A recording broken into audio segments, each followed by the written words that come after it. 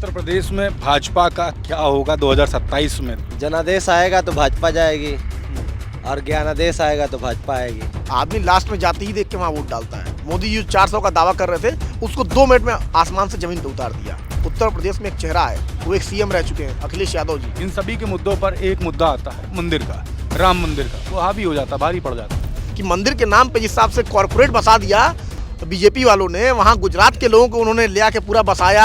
उनके बड़े बड़े होटल्स बने, रोल्स रॉयल्स तक खड़ी होने लगी। 4 PM न्यूज नेटवर्क में आप सभी का स्वागत है। मैं हूं क्षितिज कांत।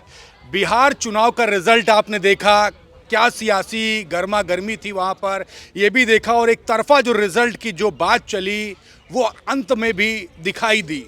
एनडीए ने गवर्नमेंट बना ली है बहुमत से, लेकिन कई दिग्गज वहां पर मौजूद थे जो यूपी की सियासत में भी सक्रिय रहते हैं।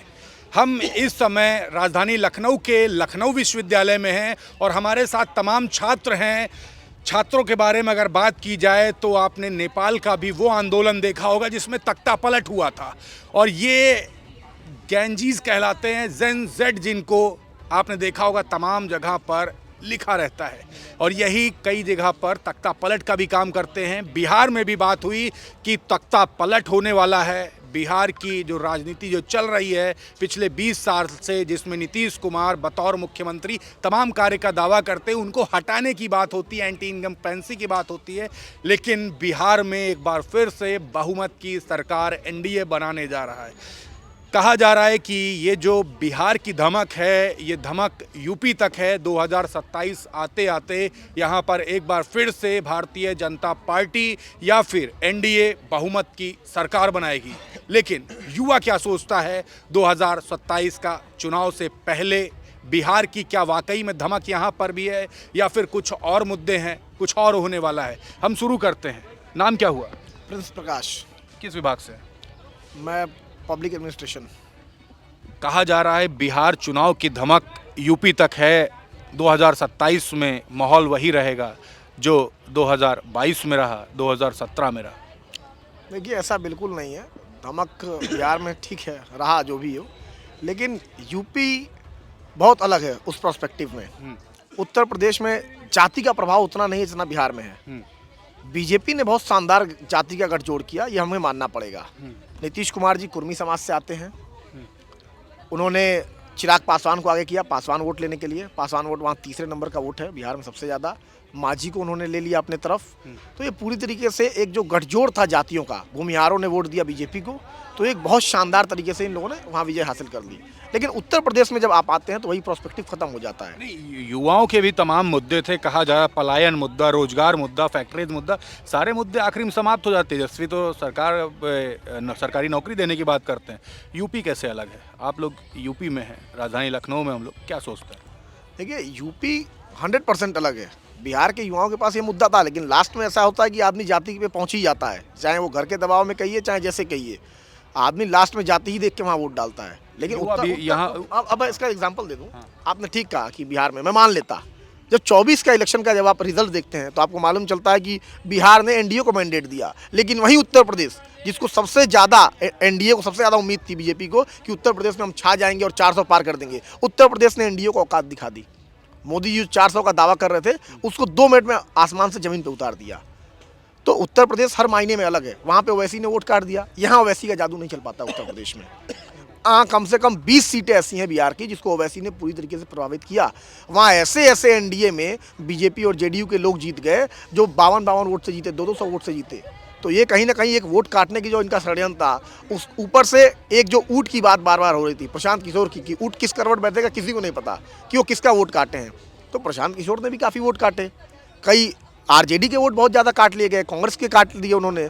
तो इसलिए एनडीए को क्लियर वहाँ पे मैंडेट मिल गया। लेकिन आपने एक जातीय समीकरण और वोट काटने का समीकरण बताया। यूपी में क्या देख रहे हैं? यूपी में युवा क्या करने वाला है? उत्तर प्रदेश में युवा बहुत जागरूक है। क्या सोच रहा है? उत्तर प्रदेश का युवा पूरी तरीके से इस टाइम बदलाव की ओर है।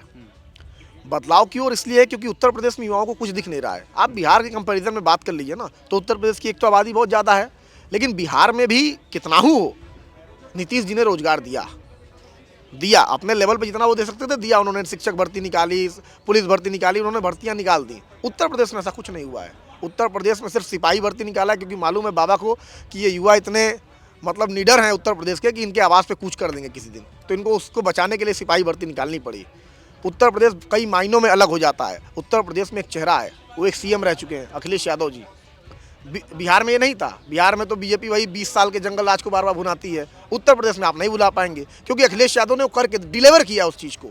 अखिलेश यादव ने एक पीडीए का नारा दिया है, कांग्रेस यहाँ पे साथ है, कांग्रेस की मजबूती है, कांग्रेस ने संविधान बचाओ का नारा दिया है जो कि 24 में चला है और 27 में भी उसी पे चुनाव होगा। ये बात सही है कि बिहार के रिजल्ट के बाद उनके कार्यकर्ताओं का, लोगों का मनोबल टूटा है। एक जो निष्पक्ष चुनाव की बात थी वो भी निष्पक्ष चुनाव नहीं हुआ। आपने देखा किस प्रकार से दानापुर सीट में, वहाँ पटना की सीट है, नदी किनारे यादव बहुल्य गाँव था, उसको वोट नहीं डालने दिया गया। आप उत्तर प्रदेश में आइए, उत्तर प्रदेश में इतने लोग वाइब्रेंट हैं कि अपने हक अधिकार के लिए कुछ भी कर सकते हैं। बिहार की चीज़ों से उत्तर प्रदेश के युवा और लोग सचेत हुए हैं बीजेपी से कि इनको कैसे टैकल करना है। अब उत्तर प्रदेश में अपनी पार्टी जिसको समर्थन करते हैं उसके लिए काम होगा ही, लेकिन अपना वोट कैसे बचाएं, अपना अधिकार कैसे बचाएं, इस पे भी एक एक आम आदमी उत्तर प्रदेश का ज़्यादा काम करने को इस टाइम पे तैयार है। और बीजेपी के खिलाफ जो भी एंटी इनकन्वेंसिंग है, और वो 100% है, चाहे वो मोदी के खिलाफ हो, चाहे वो योगी के खिलाफ। मोदी जी को तो औकात दिखा दिया है उत्तर प्रदेश में 2024 में, 27 में आप देखिएगा योगी जी को भी औकात दिला देंगे। और इसीलिए बीजेपी, जो मैं कास्ट का समीकरण आपसे कहा, समीकरण में इसीलिए वो मायावती को ला रहे हैं क्योंकि उनको मालूम है दलित वोट जो इंडिया गठबंधन के पास गया, जो इनका हश्र हो गया, इसीलिए वो मायावती को धीरे धीरे एक्टिव कर रहे हैं कि ये इनके खिलाफ बोले और दलितों का वोट काट के एक साइड में ले जाएं ताकि ये धीरे से अपना निकाल ले जाएं। लेकिन उत्तर प्रदेश की जनता अभी सोई नहीं है। उत्तर प्रदेश से बहुत उम्मीदें हैं और देखिएगा उत्तर प्रदेश में हम लोग भी युवा हैं, हम लोग को भी मालूम है क्या चल रहा है। बाबा ने हिसाब का राज चलाया है, हम लोग इनको लथार फेंकेंगे, उखाड़ फेंकेंगे। उत्तर प्रदेश में भाजपा का क्या होगा 2027 में? दावे बड़े बड़े किए गए, आप ही लोग कहते हो कि ये काम नहीं हो रहा, युवाओं के रोजगार नहीं मिल रहा, लेकिन माहौल बिल्कुल अलग होता है। सरकार भाजपा की बन रही है, 2027 में क्या देखते जनादेश आएगा तो भाजपा जाएगी और ज्ञानादेश आएगा तो भाजपा आएगी। दो ही समीकरण इस समय देश में चल रहा है। युवाओं के मन में क्या है उत्तर प्रदेश के लिए? युवाओं के मन में तो जब हम लोग आसपास टहलते हैं, घूमते हैं, बातचीत करते हैं, तो भाई हमारे जो युवा हैं वो तो पढ़ लिख रहे हैं, तो जाहिर सी बात है नौकरी की बात करेंगे, जाहिर सी बात है बेहतर इंफ्रास्ट्रक्चर की बात करेंगे, बेहतर सड़कों की बात करेंगे, बेहतर स्वास्थ्य की बात करेंगे। लेकिन बात कर रहे हैं, ज़मीन पे गुस्सा भी है भाजपा के खिलाफ। लोग कह रहे हैं कि इन्होंने कुछ नहीं किया, एक सांप्रदायिकता की लहर फैलाई। ये तमाम आप भी घूम रहे होंगे, लोग से यही बात कह रहे होंगे, किया कुछ नहीं है, लेकिन आखिरी में 10,000 रुपया लोभन के तौर पे दिया जाता है और ऐसा प्रिटेंड किया करवाया जाता है बड़े बड़े गोदी मीडिया से कि भाई ये इसका जादू काम कर गया। लेकिन जादू काम नहीं कर रहा है, जादू काम कर रहा है दूसरा, वो है ज्ञानादेश का। जनादेश अब दूर की कौड़ी हो गई है, अब ज्ञानादेश काम कर रहा है। अब बताइए आप कि 10,000 रुपये भेज रहे हैं, किसको भी पता है कि 5 साल सरकारें रही हैं तब तक 10,000 रुपये नहीं आया, और ऐन चुनाव के वक्त पे भेजे जा रहे हैं। उसके बाद से उसको पूरा हुआ बनाया जा रहा है कि महिला वर्ग में बड़ी खुशी की लहर आ गई और महिलाओं ने भरपूर वोट दिया। अब महिलाएं कितनी सशक्त हैं और कितनी स्वतंत्र हैं, इन बिहार और उत्तर प्रदेश के प्रदेशों में वो आप बेहतर जानते हैं कि वो बिना अपने शौहर के कहे या अपने पति के कहे तो जल्दी वोट नहीं डालती हैं। सबको पता है, बाकी कोई अलग से बात करे वो अलग मामला है, लेकिन ज़मीन पे यही हाल है। यूपी में क्या देख रहे हैं 27 में भाजपा का क्या करने वाले युवा? भैया संप्रदाय देखिए, देश में जो माहौल है, देखिए क्लियर स्टैंड लेना पड़ेगा पार्टियों को। एक तो संगठनात्मक ढांचा एकदम खराब है, भाजपा बहुत मजबूत है, उनके पास गोदी मीडिया है, उनके पास मतलब आरएसएस जैसे संगठन है, जो चुनाव आयोग भी उनका एक बड़ा संगठन इस समय बना हुआ है, आरएसएस है, और तमाम उसके जो छोटे छोटे संगठन है वो जुड़े हुए हैं, जो लोगों तक जाते हैं, सड़कों पे हिंसा फैलाते हैं, धार्मिक ध्रुवीकरण करते हैं। बहुत से पहलू हैं जिसकी वजह से भाजपा मजबूत हो रही है, और उनका एक ही सिर्फ एम है कि भाई धार्मिक ध्रुवीकरण पे हमको वोट मिलता है। क्योंकि आप देखते होंगे कोई ये जाके नहीं कहता कि भाई हमने इतना रोजगार दिया, हमने ये बेहतर इंफ्रास्ट्रक्चर बनाए, हमने ये कर देंगे, ये इस पर नहीं, 5 किलो राशन और ये सब चलता रहता है। लेकिन बढ़िया रोजगार की बात तो कोई नहीं करता कि हमने कितने एजुकेशन इंस्टीट्यूट खोल दिए, कितने मेडिकल सुविधाएं बढ़ा दी, इस पर तो बात नहीं करते हो। जाहिर सी बात है, जाके कहते हैं कभी कि भैंसिया खोल ले जाएंगे, मंगलसूत्र निकाल लेके जाएंगे। ये जब भारत के प्रधानमंत्री की भाषा होगी तो जानते हैं कि हम धार्मिक ध्रुवीकरण कहाँ कर रहे हैं। पूरा बिहार इलेक्शन एक व्यक्ति पे फोकस होकर चला गया, ओसामा, उसके जंगल राज की बात। आनंद सिंह वहीं बैठे हैं, आनंद मोहन वहीं बैठे हैं, लेकिन सिर्फ एक व्यक्ति पर चला गया, और वो उसका कारण सिर्फ एक था, धर्म। वो व्यक्ति का धर्म भाजपा का अपोजिट था, भाजपा के आइडियोलॉजी के अपोजिट उसका धर्म था, इसलिए काम किया। लेकिन फिर भी वो जीत गया। वहाँ के हिंदू व्यक्तियों ने जिताया क्योंकि उसने काम किया था उसके बाप ने। लेकिन अब देखिए जो धार्मिक ध्रुवीकरण करना है यही भाजपा की सबसे मजबूत पैठ है। उसके लिए उसके पास पूरा संगठनात्मक ढांचा है। अडानी है, अंबानी है, चुनाव आयोग है, मोदी ज्ञानादेश है, उसके बाद से जनता जिसके पास पैसे पहुंचते हैं मजबूती के साथ, जो उनके वर्कर हैं उनकी बात कर रहा हूं, और जो उनके आरएसएस के अनुसांगिक संगठन है, विश्व हिंदू परिषद हो गए, ये जितने तमाम बाबा जो प्रचार कर रहे हैं, चाहे बागेश्वर धाम के हो गए जो हिंदू राष्ट्र की बात कर रहे हैं, तो ये सिर्फ धार्मिक ध्रुवीकरण है। तो इसको तोड़ने के लिए आप पार्टियों को क्लियर स्टैंड लेना पड़ेगा। अगर कोई डुमरियागंज में खड़े होकर बोलता है कि हिंदू मुस्लिम लड़की को ले आओ, पटाओ, तो हम एक नौकरी देंगे, और कांग्रेस और सपा एकदम खामोशी बनाए रखती है, तो ये तोड़नी पड़ेगी। लोगों को लगना चाहिए कि हम भाई ऐसे पार्टी को वोट दे रहे हैं कि जो कम से कम इसके खिलाफ है। आप सॉफ्ट हिंदुत्व और हार्डकोर हिंदुत्व में अगर आप चलेंगे, आप सॉफ्ट हिंदुत्व के पैतरे पे, तो कोई ये नहीं कहेगा भाई अगर आपको सेम पिच पे खेलना है तो भाजपा जाहिर सी बात है आपसे बहुत आगे है। आपकी हैसियत नहीं कि आपको वहाँ पहुँच जाए। इसलिए नेहरू का सिर्फ क्लियर विजन कांग्रेस रखे, और लोहिया का क्लियर विजन सपा रखे, और काशीराम का क्लियर विजन मायावती रखे, तब जाके कोई बदलाव होगा। नहीं तो चाहे जितनी भी बात कर लें कि युवा ये कर देगा, युवा वो कर देगा, युवा सशक्त है, कोई सशक्त नहीं है। एक भाजपा का मैसेज जाएगा, कहीं एक चुनाव से पहले एक दिन ब्लास्ट होगा, कैसे होगा उसकी बात भी नहीं पता चलेगी। अब मोदी जैसा बेशरम प्रधानमंत्री कहीं पुलवामा के नाम पे जैसे वोट मांग सकता है, वैसा व्यक्ति अगर सत्ता में है, शासन में है, तो आप सोचिए कि कोई मुद्दे काम करेंगे? कोई मुद्दा काम नहीं करेगा। आप घर घर तक जा नहीं पाते हैं। आप सिर्फ प्रेस, एक व्यक्ति उठता है, प्रेस कॉन्फ्रेंस करता है, वो राष्ट्रीय नेतृत्व है उसका, लेकिन उस जहां जो नीचे के कार्यकर्ता है वो जमीन तक उस मामले को नहीं ले जा पाते हैं, तो कैसे काम चलेगा? संगठनात्मक ढांचा में खुद एनएसयूआई में हूँ, कांग्रेस के इलेक्शन में मैं भी जाता रहता हूँ। बिहार इलेक्शन में गए थे? नहीं, बिहार में इलेक्शन में नहीं गया था। उससे पहले जहाँ क्लियर मैंडेट मिल रहा था वहाँ मैं था। वहाँ पे बूथ अध्यक्ष नहीं थे, तो यार बात होगी कि हम जीत जाएंगे। भाई बूथ अध्यक्ष के बगैर कैसे जीतेंगे? अच्छा, अगर इलेक्शन के जस्ट बाद जब अनाउंस हो जा रहा है, प्रत्याशी घोषित होने के बाद बूथ अध्यक्ष बनेंगे, तो अब कहाँ से आप जीतेंगे? अंदर की पोल खोल रहे हैं, पार्टी मैं बता रहा हूँ, पार्टी कार्रवाई करे, मुझे क्या मतलब है? मैं पार्टी का, मैं देखिए एक बात बता रहा हूँ, मैं जिम्मेदार नागरिक भी हूँ, और मैं चाहता हूँ जिम्मेदार नागरिक के बतौर कि इस देश में भाजपा का जाना इस देश के लिए सबसे बेहतरीन काम होगा, और मैं उसके लिए जो पड़ेगा मैं करूँगा। मुझे पार्टी से मतलब है क्योंकि पार्टी की वैचारिक विचारधारा के साथ मैं जुड़ा हूँ। अगर उसको लगता है कि मेरी ये बातें उसके खिलाफ है तो निकाल दे, मुझे कोई फ़र्क पड़ने वाला नहीं है। देखिए साफ सीधी सी बात है कि आप बूथ मजबूत नहीं करेंगे तो दिक्कत होगी, जातिगत समीकरण मजबूत नहीं करेंगे तो दिक्कत होगी। और वैसे तो बिहार में धराशायी हो गया है ज्ञानादेश की वजह से, लेकिन मैंने शुरू में कहा था कि जनादेश आएगा तो भाजपा जाएगी, और ज्ञानादेश आएगा तो भाजपा आएगी। बिल्कुल। आपका नाम क्या हुआ? जी मेरा नाम हर्षित है। किस विभाग से हैं? जी मैं विधि विभाग का छात्र हूँ। विधि विभाग के छात्र। बिहार का इलेक्शन आपने देखा? जी बिल्कुल। रिजल्ट भी देखा? हाँ बिल्कुल, सोशल कहा जा रहा है मीडिया पे सब देखा जी। कहा जा रहा है कि ये बिहार इलेक्शन का जो रिजल्ट है ये यूपी के चुनाव पे भी काफ़ी असर डालेगा। 2027 के चुनाव से पहले ही रिजल्ट एक तरीके से क्लियर है। युवा क्या देखता है इस पर? भाजपा का क्या होगा चुनाव का, और आप लोग के मन में क्या चलता है इस रिजल्ट के बाद? ये जो रिजल्ट आया है इस आधार पे ये ज़रूर कह सकते हैं कि इंडिया गठबंधन के लोगों का मनोबल टूटा हुआ है, लेकिन ये नहीं कह सकते कि वो रिजल्ट आने से ये क्लियर है कि यूपी में भी 27 में इंडिया गठबंधन की हार ही होगी। देखिए वहाँ के समीकरण अलग थे और यहाँ के समीकरण अलग हैं। यहाँ पे युवा जागरूक हैं, जैसा कि अभी बड़े भाई ने बताया था कि यहाँ पे युवा जागरूक है और वो समझता है कि उसके मुद्दे क्या हैं, और इसी आधार पर 2024 के लोकसभा चुनाव में युवा ने और अन्य जो वर्ग हैं जनता के, उन्होंने दिखाया, महिलाओं ने, युवाओं ने और बुजुर्गों ने भी उन्होंने दिखाया कि यहाँ पे सिर्फ एक आधार पे अगर आप राजनीति करेंगे, सिर्फ एक मुद्दे पे, हिंदुत्व के मुद्दे पे, तो यहाँ पे वो काम नहीं करेगा। 2014 के लोकसभा चुनाव में ये दिखाया है।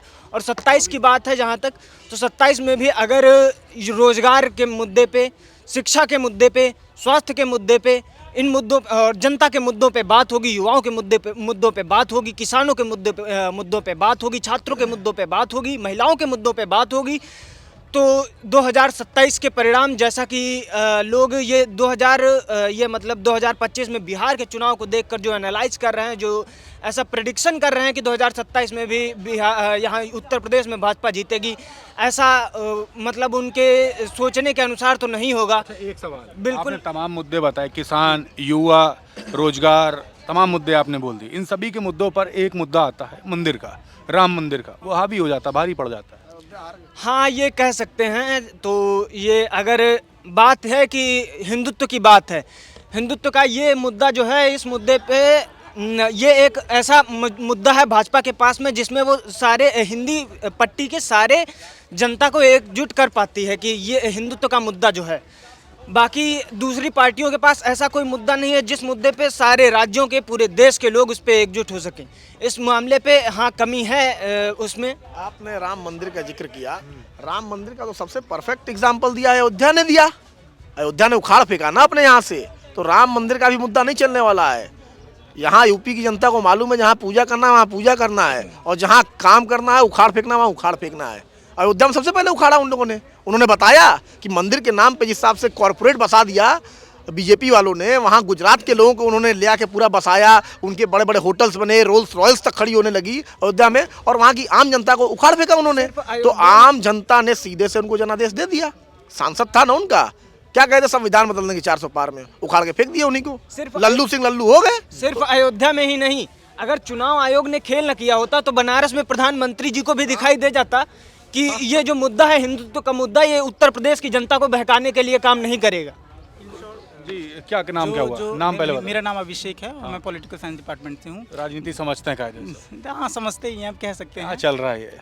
मेरा ये मानना है कि जो ये अभी पोलराइजेशन का जो मुद्दा उठ रहा है, वो जाहिर सी बात है। अब जो बीजेपी का जो उनका मुख्य वो है, उनका जो यूज़र नेम है वो डेवलपमेंट है, और जो उनका पासवर्ड है वो पोलराइजेशन है। और पोलराइजेशन के बलबूते उन्होंने हिंदुस्तान में कई राज्यों में सरकारें बनाई हैं, और उत्तर प्रदेश में भी निश्चित ही हिंदुत्व पॉलिटिक्स करके उन्होंने सरकार बनाई है।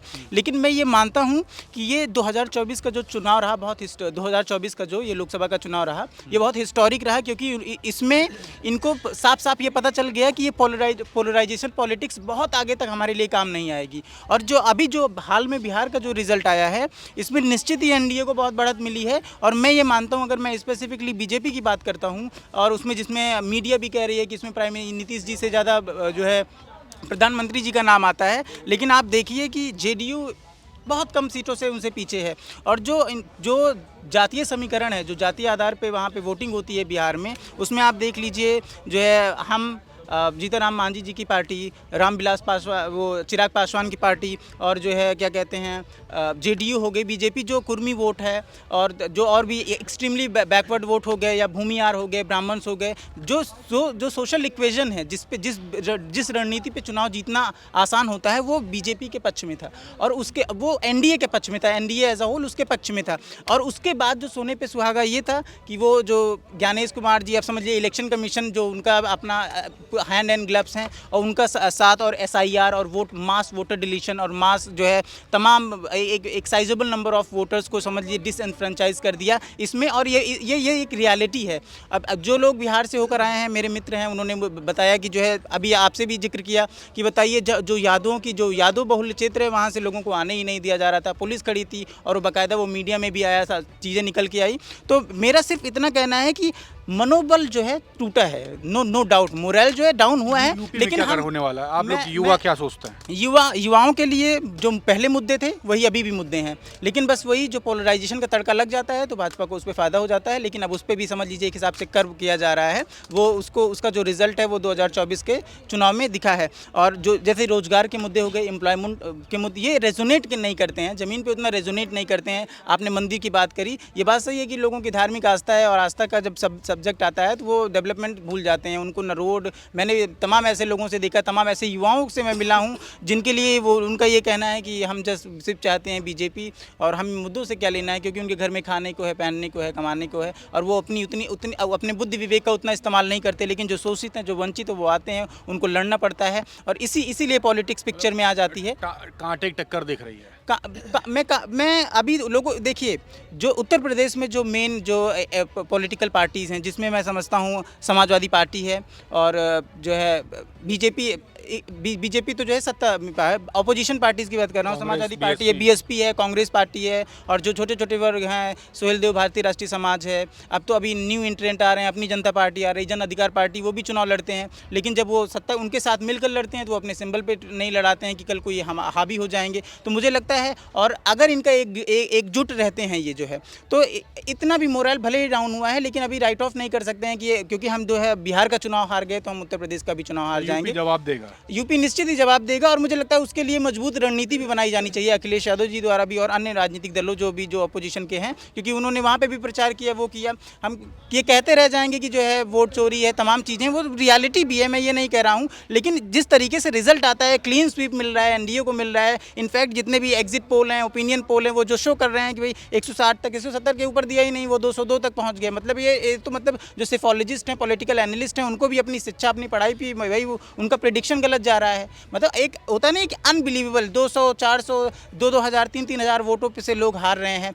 और उसमें भी बहुत स्पॉइलर भी रहे हैं, जो वोट कटुआ पार्टी बन के आ जाते हैं, वोट कटर। अब एक देख लीजिए, जन स्वराज ने वहाँ चुनाव लड़ा बिहार में, वो लोग तंज कर सकते हैं या उनकी आइडियोलॉजी से वो एक इनोवेशन ला रहे हैं, लेकिन फिर भी आप देख लीजिए कि उनको किस तरीके से वो हो रहा है। भले एक न्यू इंटरेंट है लड़ने के लिए, लेकिन फिर भी अब बदलाव चाहता था बिहार, बदलाव चाहता था, लेकिन मेरा ये मानना है कि कुछ ना कुछ देयर इज समथिंग फिशी, यही कारण है। और ये कोई डाइजेस्ट नहीं होती है कि इस तरीके से कैसे, मतलब इतनी बुरी हार कैसे हो सकती है, ये अनएक्सेप्टेबल है। और मैं ये नहीं मानता हूँ कि इस चीज़ को जो है राइट ऑफ कर देना चाहिए, पूरी तरह से राइट ऑफ कर देना चाहिए कि वो जो रिजल्ट है बिहार का, वही उत्तर प्रदेश का भी भविष्य होने जा रहा है। मैं ये नहीं मानता हूँ। मुझे लगता है कि रणनीति एक ठोस मजबूत रणनीति की ज़रूरत है। हर तरह से जो है अपना पूरा राजनीतिक दलों को जो है पुरजोर मजबूती से लड़ना पड़ेगा, क्योंकि एक कठिन है भाई, वेल ऑयल मशीनरी नहीं है, इन्वेस्टिगेटिव एजेंसीज आपके साथ नहीं है, ईसी आपका साथ नहीं देता है, मीडिया मेन स्ट्रीम, द गोदी मीडिया, सो कॉल्ड गोदी media is not in favour of opposition, वो उनको दिखाते नहीं है। कल मैं जो है रिजल्ट आ रहा था, देख रहा था, तमाम लीडिंग चैनल के बड़े बड़े एंकर्स को मैं देख रहा था कि वो पूछ रहे थे कि राहुल गांधी ये कह रहे थे, जो है प्रशांत किशोर ये कह रहे थे। उनको जो पत्रकारिता का उनका काम है, मतलब वो तो they are hand and gloves with the ruling dispensation BJP के साथ, तो कहीं ना कहीं उनको बहुत बूस्ट मिल जाता है। उनकी सरकार भी है, सेंटर में भी है, डबल इंजन, ट्रिपल इंजन, हर जगह सरकार बना रहे हैं। नई सरकार आती है, ऑपरेशन लोटस उनका आ जाता है, विधायकों को 35 लाख देके, कभी गुवाहाटी होटल में रुका। आपका नाम क्या हुआ? मेरा नाम अंकुश चौहान है। किस विभाग से? AIS मास्टर्स कर रहे हैं। मास्टर्स कर रहे हैं जी।